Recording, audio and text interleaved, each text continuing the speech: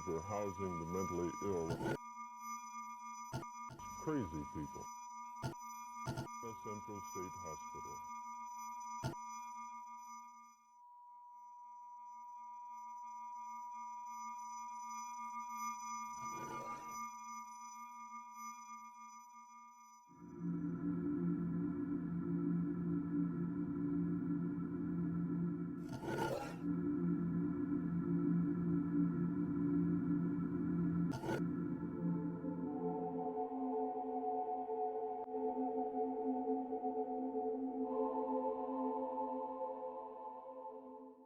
It was the summer of 2002, and we were shooting scenes for Little Treasure Hunters, that would go on to be on Showtime. And anybody that knows about making movies, it just takes a long time to, get things right. You got to keep doing it over and over again. And as the night wore on, you could tell everybody was getting a little edgier. I mean, after all, this was, formerly Central State Mental Institution, one of the most haunted sites in our state, and it was a little creepy. It was a full moon, and I don't know, it was just kind of, was in the air. Well, I had a guy shooting behind-the-scenes footage, and he came to me with the camera, and he said, there's something going on with the camera. It's just not working right. I just thought it was dust or something, so I just said, keep shooting, it'll work itself out. I just didn't really have time to be bothered with it. The first clip is the interference that happened that night, and then what happened after that was, I really can't quite explain. I'm telling you, it looks like a screaming head. I'm going to zoom in on it. Look at that, it's a screaming head. Dude, in this monitor you can see it really close.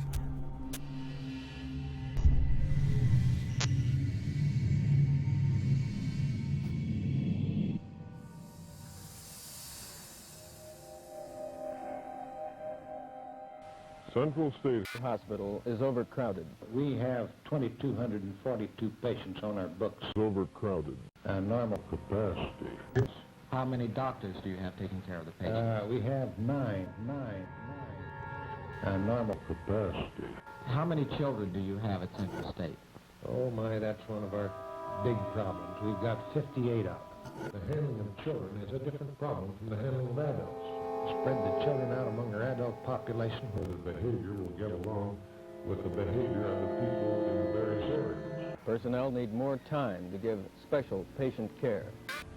This 114-year-old hospital has too many patients, too small a staff, and is in need of modern facilities. Well, if you look up here, this was a face, and now it's... Yeah, whenever me and my dad looked up there, he was sitting in his seat and he says, "Son, do you see that? Look like a screaming face." And now, about 20 minutes later, I look up there and you can see the wrinkles on the curtain. You can see the wrinkles.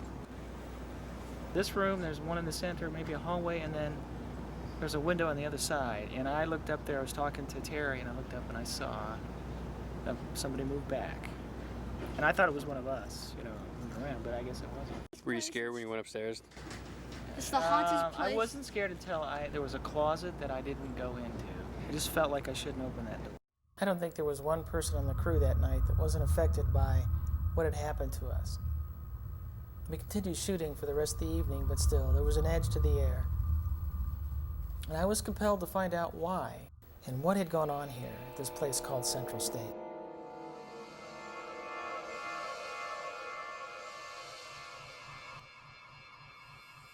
Central State Mental Institution, menacing and still threatening, stands empty, releasing its last patient in the early 90s. Once known as the Hospital of the Insane, it first opened its doors in 1848 with the hope of treating those less fortunate souls who are suffering from a wide range of mental illness, dementia, schizophrenia, and depression. There certainly is a draw here, and I never even gave this a second thought until we came out here and shot for river rats. I heard about it, and I'm sure people joked about it, but I never even thought 1 second about it. But once you get here, it's almost like it kind of pulls you in, For decades, this maze of mortar and bricks was the home of the mentally ill.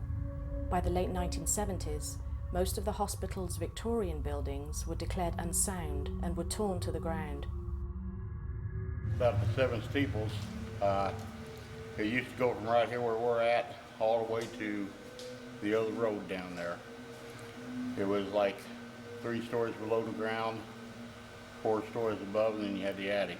But several structures still stand, including an administration building, power plant, a teaching hospital, a morgue, and the so-called dead house. Cut sections of brains and body parts and different things in there. The grounds at Central State hold many secrets, some of which will be revealed here. Others are lost forever. Dirt tunnels. You used to walk down through those tunnels there, and then they used to open up into big giant rooms. But possibly the most controversial claims have been the tales of forgotten tunnels and dungeons that ran underground throughout the buildings. But as our footage will show, there are tunnels, 5 miles of tunnels, that run under the belly of the complex. The patients kind of ran around in here and kind of played hide and seek. In the 1950s, it was reputed that workers discovered dark rooms with chains and manacles attached to the walls. But in those tunnels, they were shackled on the walls. You basically went in a room that was a 3 foot or maybe a little bit wider door.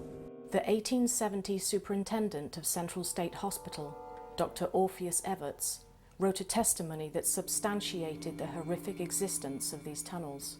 Basement dungeons are dark, humid and foul, unfit for life of any kind, filled with maniacs who raved and howled like tortured beasts, for want of light and air and food and ordinary human associations. Records show that attendants frequently hit patients, locked them in closets, and restrained them for long periods of time. Even medical practitioners believed that patients could be cured through confinement or punishment. It has since been discovered that some of the patients who died at Central State were buried in unmarked graves close to the property. And folks rarely, if ever, left the grounds. And they would die there, and they would have a cemetery. Some of the graves are very hard to discern the names. It's kind of vexing. You can't always tell who's buried where. What's this? This is the graveyard for Central State. We found it. Mysterious sightings have been made of figures disappearing into walls, sounds of footsteps, distant moaning and crying. Ex-workers report feeling and even seeing their presence. And I'd hear doors shut, swing open, and all that. Central State was finally closed in 1994 amid allegations of abuse and crimes against the patients. We wanted to probe into the mysteries that are hidden inside the grounds of the hospital. So my research began with the more traditional methods, documents and interviews. But what was quickly evident was the more non-traditional events that began to surface about Central State. You're going to be scared. I was compelled by the mystery of the place, and I needed to find out more.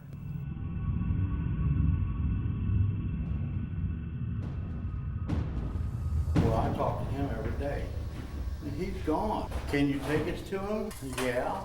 Took him back up one of the crawl spaces, and there he was. She went down there and talked to him dead every day.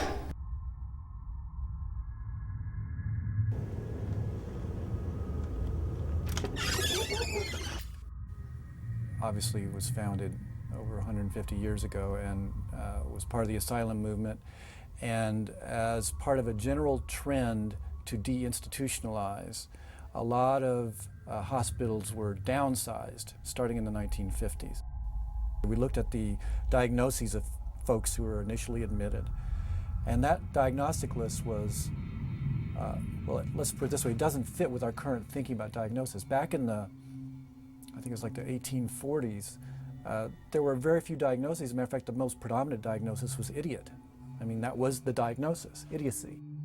And obviously the treatments that psychiatry and psychology have utilized for those with mental illness have ranged from compassionate to the medieval. Went through a lot being in there. I survived. They picked Central State specifically because there was a lot of problems with patient care. People were dying in their care, and they felt unsafe there. But there's still spirits out here, I wouldn't doubt that. Their spirits are still here. So I would suspect that there's a lot of spirits here in the hopes that someone, somehow, will free them from the horrors that they have lived through all of their lives. I don't know what the disorders were. There was one woman there that she would do things to torture herself. They'd have to remove pins and needles from her legs, or she would force them up underneath her skin. It was a puzzle, and we didn't know what to do. And so in the efforts to try to help folks, you would do things that, in retrospect, look cruel. And I think that this is one of the reasons, too, why people want to try to connect with spirits, to find out how we can help them. What they're doing is they're electrically throwing your brain into convulsions. Matter of fact, Nobel Prizes were won for things like lobotomy, because we just had no clue what to do with these individuals. And so those sorts of things happened at Central State too. And folks were put in cold baths, and folks were put in isolation and straitjackets, and all this kind of things now that you wouldn't see. We're done there. Since I was a very small child, I have been a person that's been fascinated with architecture, with archaeology, with things from the past. To me, the past is something that's in the present. In my world, past, present, future happen all at one time. I call it present time. I'd heard stories from people that had worked there. They'd been very spooked by different occurrences there. So that intrigued me to go there and check it out. We're here to meet the IPI team to do the investigation at Central State. You know, they opened it in 1850, and it was for the mentally insane and criminally insane. Their population peaked around 1950s, and it was just a huge operation. It's 160 acres, all the support buildings and everything else. There was something that was very negative that was going on here. And the spot they picked to build this administration building is interesting to me too, because it feels like it's on what I would call power spot. There's definitely energy here. This was where the people were kept at. And again, energy can be used in a negative or positive way. Psychiatrists are well trained. Psychologists are well trained. Social workers are well trained. But the people who are caring for folks even today, you know, in a typical hospital, have training, but they're not psychiatrists. He did things to kind of mess with the patients. By and large, they are behaviorists, and their training is somewhat limited. It doesn't pay well, there's turnover, and so the folks that do that do it because they have a good heart, but sometimes they don't have a good heart. I mean, you do get the bad apple, and sometimes bad things happen. So I think that there's clearly many cases of seclusion and restraint that were inappropriate. And the kinds of restraints varied from, you know, the more sensitive types to those that, you know, are medieval. It was in a warm building, but it's like a real cold presence, like a spirit or something around you. Well, things come to fruition with the full moon. That lunar activity activates things in what we would call the astral or subconscious mind. So it wasn't just in your minds, it was actually bringing out things that were inherently hidden in that place. The more people you have, the energies that are there respond to those electromagnetic fields. And so they're putting on a show. We're not separate from anything. We think everything is separate, but we're all one big energy. So when you have people, especially on a full moon on a Friday the 13th, you can have activity. Clearly, there's a lot of psychological, you know, there's like a schema that you have whenever you go to a mental asylum, and people have that, they're scared. 3 weeks to a month before I could adjust, I was just terrified. To go into a mental hospital, to be a worker there, or to be, you know, inpatient there, I think is psychologically quite distressing for many people. Whether or not there's anything paranormal on top of it or not. Are there ghosts? Are there things that go bump in the night? Again, you have anecdotal stories which seem to be kind of interesting, but we don't have a science for doing that. I don't think there's any question that these things occur. The question is, what's the genesis of that? Is it really something extra normal? Is it something more explicable? But as a personal statement, I tend to think there is something there that's mysterious. And that we don't understand. This place definitely has some energy. You just kind of feel it being here. Say the prayer of their choice, okay? Whatever touches their greatest good. And ask that the spirits be with us tonight. Help us, guide us, put white light around us. Help us with the spirits that are here. See, that's supposed to keep negative energy from hitting you. Help us to help them. At one time you used to be able to see the fountains that were in the front of the building, and then there's one still there in front of Evan's building that's covered with bushes. There was a patient that had died out in the fountains. A few patients managed to slip away from their caretakers, sometimes harming another or themselves. Under the grove of trees, a violent attack took place, a maniacal patient killing another in the most violent way. There's actually 2 that I knew, patients that had died out there. When I would go to do check grounds at night when I was a supervisor, I would see like shadows move. It is said that you can still hear the cries and groans of this poor soul echoing through the night.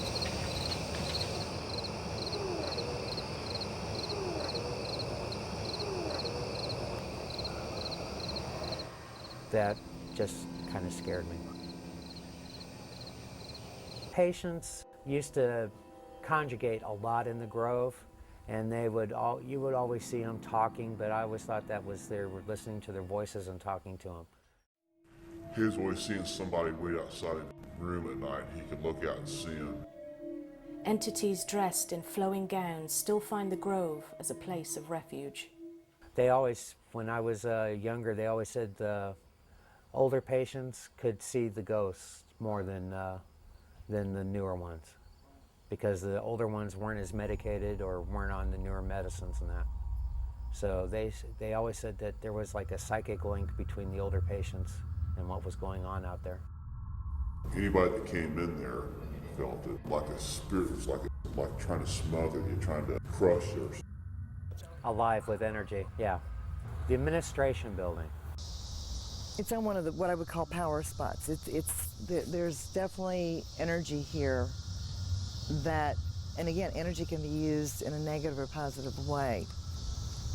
And I feel like there's still a lot of activity going in and out of this building. There's a lot of energy still hanging here. Administration building, and I've sat in there and watched the midnight shift, being here by myself after it closed.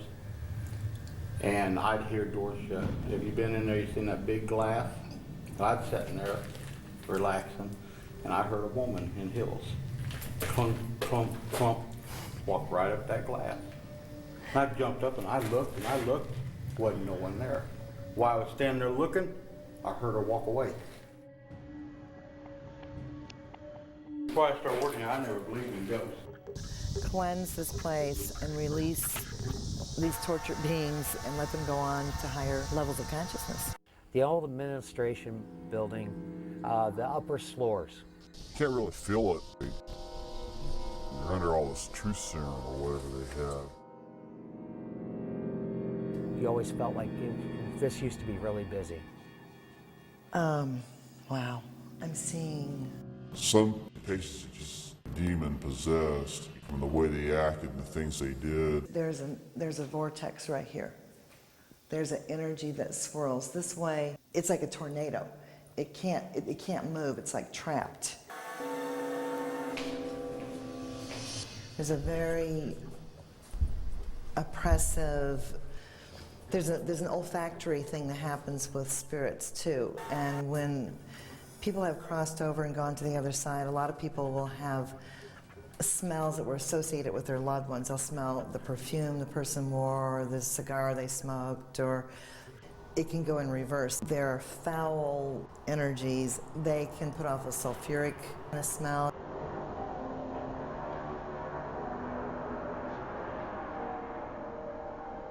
And death has an odor. The minute we came down this hall, there's a very strong, dank odor, and it's like a sulfuric, like when you light matches, kind of odor that I'm picking up. So we have to cleanse this building. And I'm just going to do a little short prayer before we go up to where the energy is up there. We ask the bodies to align mentally, spiritually, physically, emotionally into present time. We ask for protection of all of us that are here dealing with these energies at this time. We ask all the beings of light to aid in the healing and releasing of the souls that are trapped here. We ask all negative energies, experiences, memories that are still recorded here in a vibratory level. We ask them to be cleansed and released. We ask the Archangel Michael to sever all negative umbilicals that are binding anything to this place in a negative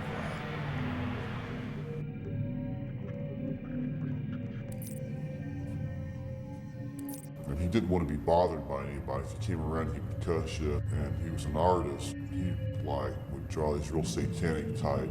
One was like of a bull, but the face on it looked real demonic. The eyes did. This is interesting because of the location. This actually is the one room that has some light and energy. Were you scared when you went upstairs? I wasn't scared until there was a closet that I didn't go into. I just felt like I shouldn't open it. Keep getting the name Mary.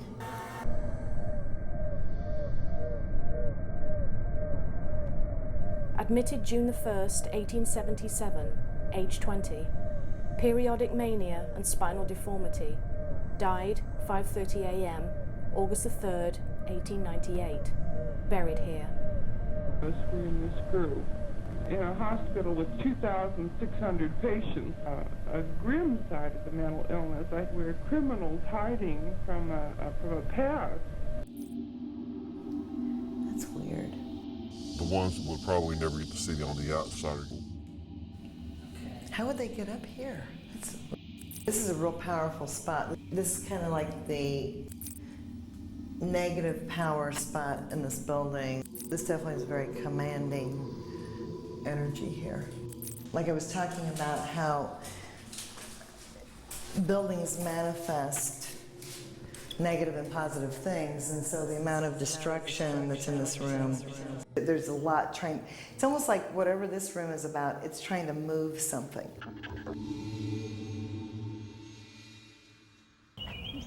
And then we're going to go over to the cafeteria, and we're going to set up over there and hook up some fixed cameras and go from there. The cafeteria, once a place for gathering and sharing, stands empty, but still echoing with long-forgotten sounds of former patients. We want all hell to break loose. We want proof that we can make a connection. I know the spirits are here, and I know I can connect with them. What was it that was drawing me to Central State? A lot of this kind of stuff. What voices needed to be heard here? Some of them think we're the ghost, so they will hide from us.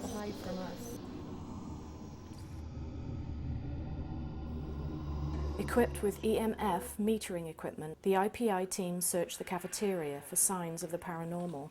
In theory, ghosts and/or spirits give off electrical energy that can be monitored by this device. There's something right here.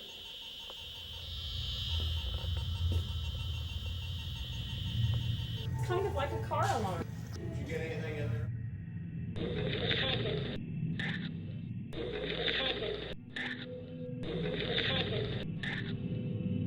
EVP, electronic voice phenomenon.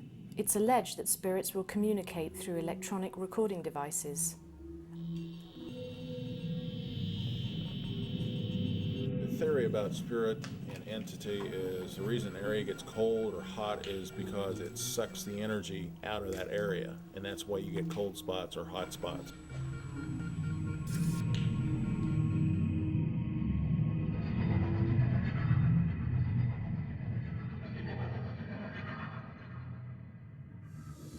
The powerhouse, one of the oldest structures still standing, has been focus of many reports of the supernatural. And when we die, this electrical energy comes out of our bodies, and it's just there in the atmosphere, charging the atmosphere, and that is what the spirits are. We're made up of electromagnetic energy, and because of that, places that are conductors of electromagnetic energy, old power plants, are a source of spirit activity because of the way the energy fields are already set up there. Deep in the basement of the powerhouse, apparitions took on a different shape, with clanging of pipes, and in one instance, an assault on a sleeping workman. Unexplained things I've seen around here. Deep in the darkness of the basement, a spirit is reported to have choked this unsuspecting soul as he slept. The workman awoke, gasping for air as he opened his eyes to darkness. Breaking free from what he thought was a human attack, he ran to the light switch and turned in a panic to see his attacker. But there was no one there, nothing but his empty cot. He was later examined and found to have deep red marks around his neck with no physical explanation. He went in there and set a net and caught up in there and took a little nap. That's where you got strangled? And he come over, put that light on, and looked back in, and as you can see, there's no way out in there. It's just one little room, and he couldn't find nobody in there. He would not go back in there. He was willing to be fired before he went in there. This has to do with whatever's underneath here. There's like a lot of really stagnant, what I would call astral energy that's trapped down under here, and it's stagnant and it's malefic. And he couldn't find nobody in there.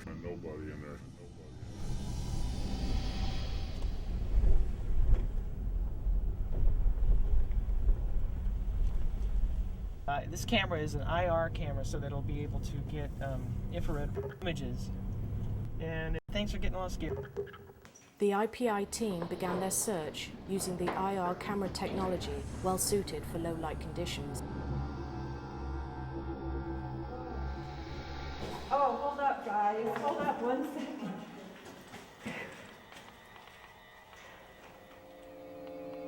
We've got a lot of energy in this area. I had to lean against the wall for a second. There was a confrontation and someone was choked. Oh, a spirit did this.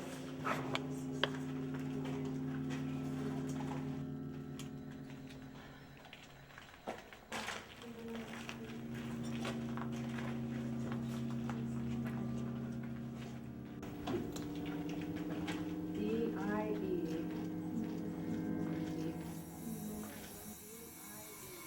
And when was that? I don't know. I just thought I saw movement to the left between those pillars. Okay, myself personally, I'm going to take a few steps back. I'm just way too sensitive to the energy down here. I can sense that you're here.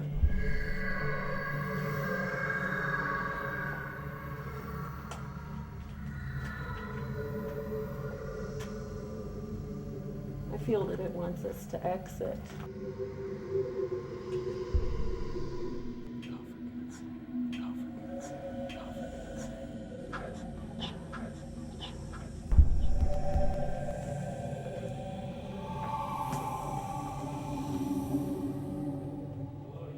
Yeah, we're waiting for you. Upon exiting the powerhouse, the IPI team found a discarded artifact. Flashlight? Left behind as if its previous owner ran from this place. I think that we've disturbed this energy in here enough. That's what got me. Person being strangled or... The one energy in the basement that wanted us to leave, that's why I said I'm gonna stay back. When the team had exited the powerhouse, we picked up these final sounds.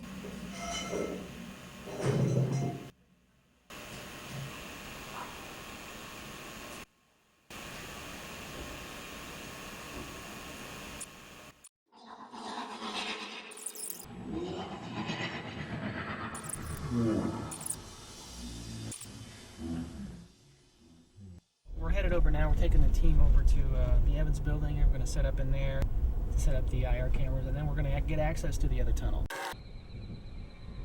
The more recent structures, Evans, Bolton, Bar, still seem active, even though the last inhabitant left over a decade ago. Was in a place where patients had been in some of the worst institutes, and There was one of these back wards where they kept the real elderly. This one woman, she had this real, it was kind of a witchy, it was kind of a haunted scream and stuff. We'd walk down the hallways, but I always heard that.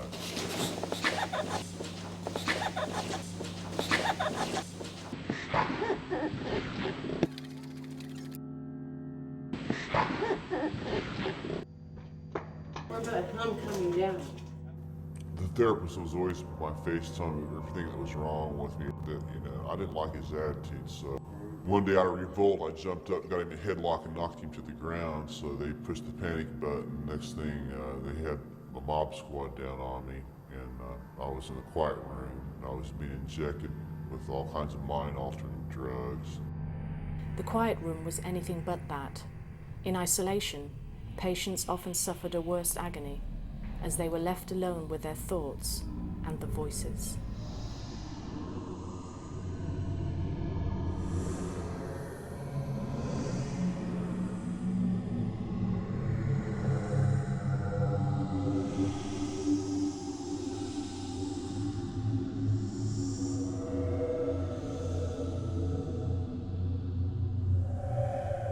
He got out of control, I don't know what it was, and he started slashing his arms all up. They'd locked him in that, but he was in there for about a week.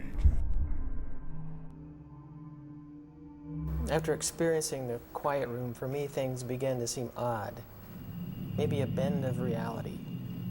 I no longer felt exactly safe, but in the middle of something that I didn't really understand. This place, its energy, began to work on all of us, stripping away the curiosity that brought us here, and replacing it with fear and distortion.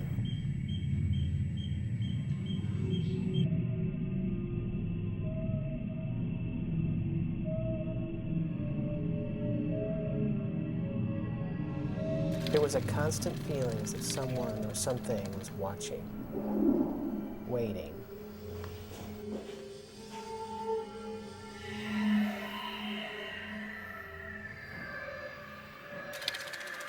It's an audio tape recorder. Old audio tape recorder, all steel. Weighs about 20 pounds. They used to dictate about patients on these. Miriam talks freely of the care and treatment she received.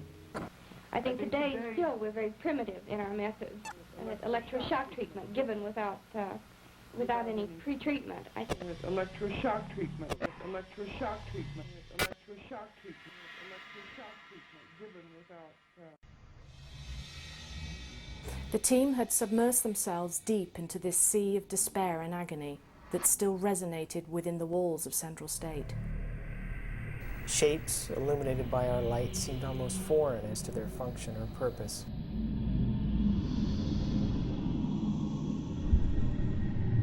I found myself having trouble breathing. I had a strong sense that we must leave.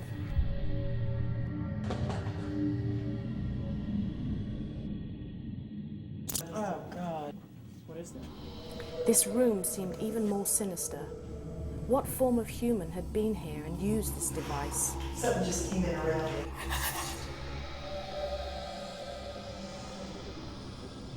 This is where they have the heavy-duty people in the room. What must have patients thought when they were brought in here and laid down, exposed and vulnerable to the whims of others?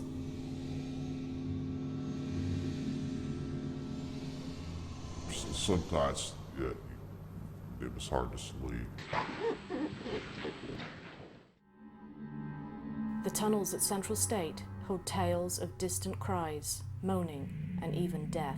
About a year before, and had just built Evans Building and Bolton Building. And the tunnels were still there. What do you think is what goes down to the tunnels? I don't know. Let me see. When you're out on the ground, you kind of like to explore around. You kind of don't like to be kept to one space. There's either one or two other patients that were with me. So as I walked down that tunnel, I was telling me, he was telling me this is where they used to shackle people. Shackle people. As the team descended down to the tunnels, the air seemed choking and heavy.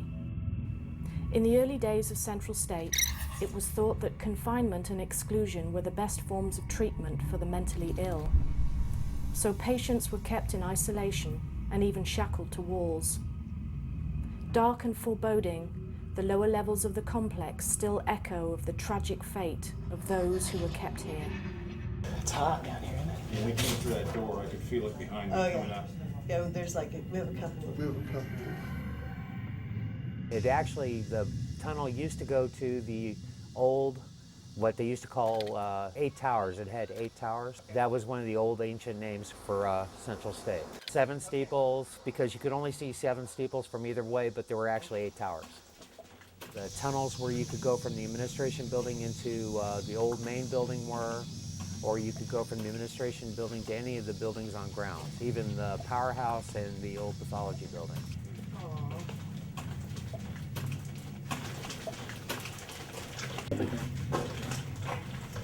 I'm not getting anything.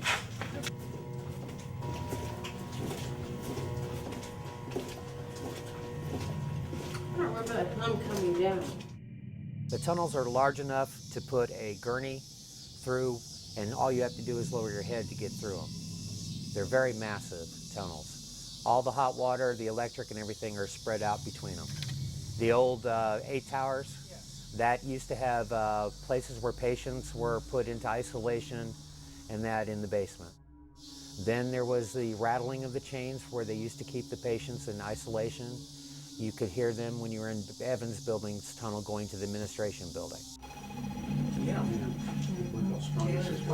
I'm sure that the experience that the gentleman had that went to sleep with waking up and someone strangling him came from here. It was someone that had been a violent person that had been blocked up in here and had escaped.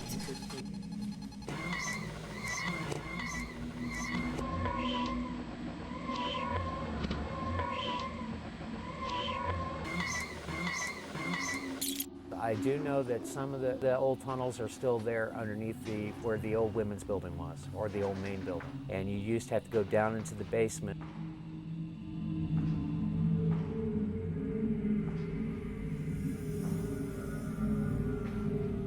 Yeah, it's creepy down here.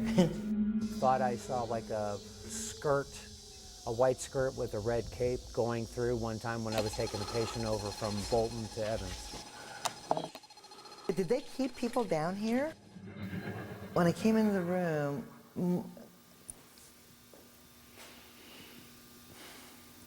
yeah, there's definitely strange, totally different energy in here. The appearance of the orbs at that particular point is because we had freed the spirits that were trapped. There were many of them. And the color and the dancing energy of the orbs is beautiful. It's how spirit looks when you see it in non-physical form. But I'm wondering if the tunnel, or if there's something under here.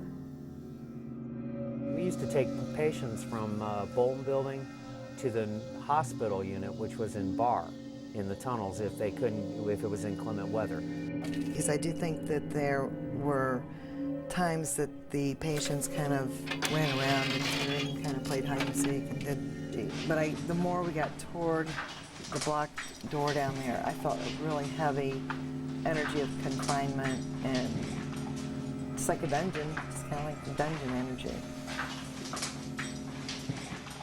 Red lady, that I heard about her. She was a nurse that used to do ground checks. She died in an accident down in the old main building. Yeah. It was like about 20 years before they tore it down, and she used to wear a red cape when she went through the ground. And if you saw her when you were going through the tunnel, she would come up and touch you to tell you were in the wrong place. Electromagnetic field meter, and at one point we got a reading that just seemed to manifest itself in a particular area. I got some. I'm picking something up on my EMF. You just saw a shadow over here too by me.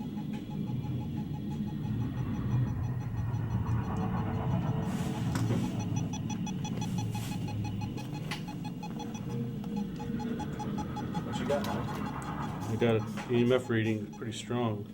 Oh, just quit. Which is very unusual and unexplainable. just seeing the flash of red and the white when I was in the tunnels between Bolton and Barr. I kept asking, what's this? And then one of the older attendants that had been there for about 50 years told me about the lady in red and said that you really needed to watch it towards the old Seven Steeples because she would definitely stop you. I would feel like a cold chill when I would go in the tunnels. Something's here. Something's here is what I felt.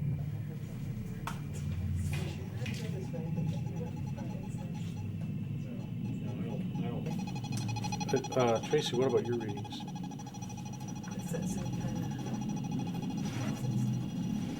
Yeah, let's get the hell out of here. Oh, Yeah, this is the right one.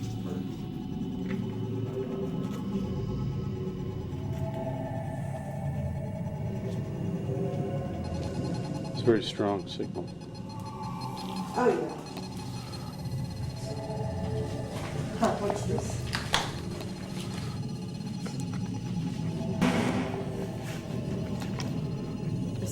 There's something.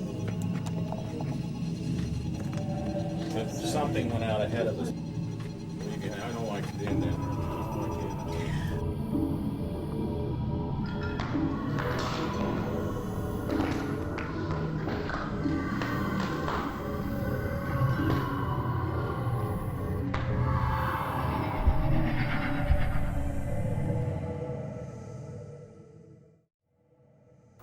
As we entered the room, it felt as if we were trespassing into another era, one that we didn't belong to.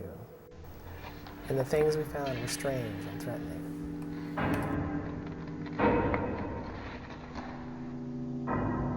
Never go anywhere in a situation like this where you can't stand up and run.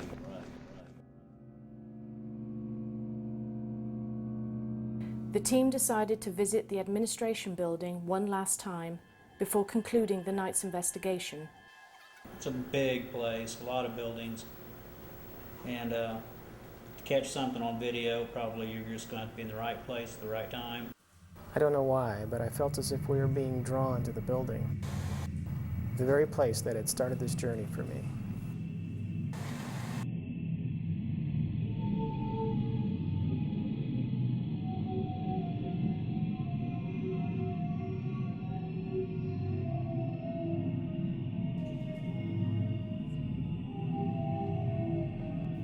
Most of the investigation proved interesting, but turned up no clear results until review of the footage captured that night.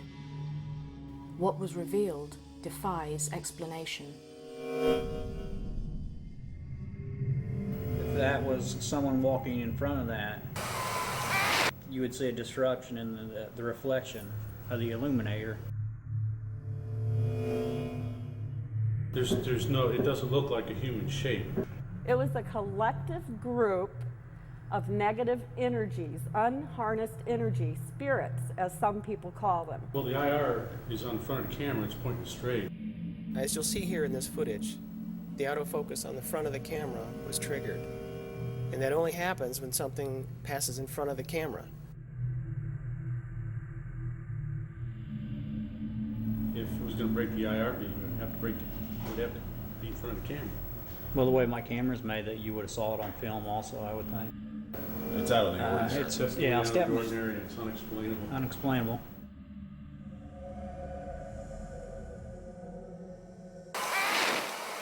The places you visit in life are like chapters for your soul. You see that? Look like a screaming face. And the experiences that you encounter, the words, the thoughts, the feelings, are the pages. I keep looking for signs of life to remind me that I'm human, and to never forget what humans can do to each other, good and bad. This was no accident that we came here to tell the story, as if to give voice once again to the wandering lost souls of this place.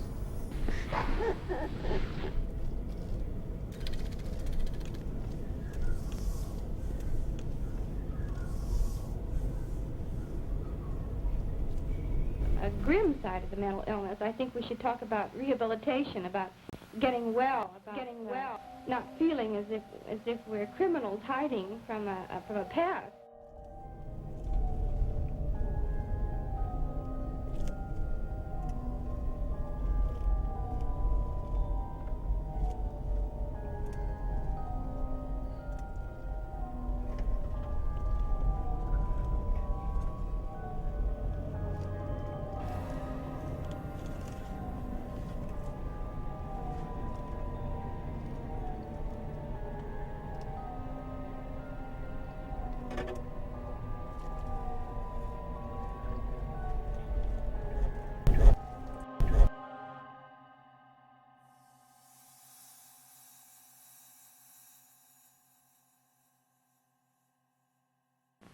I didn't feel as if it was treatment for a patient. I felt as if this was 6 centuries ago, perhaps how they deal with mental illness. I think today still we're very primitive in our methods. Everybody out?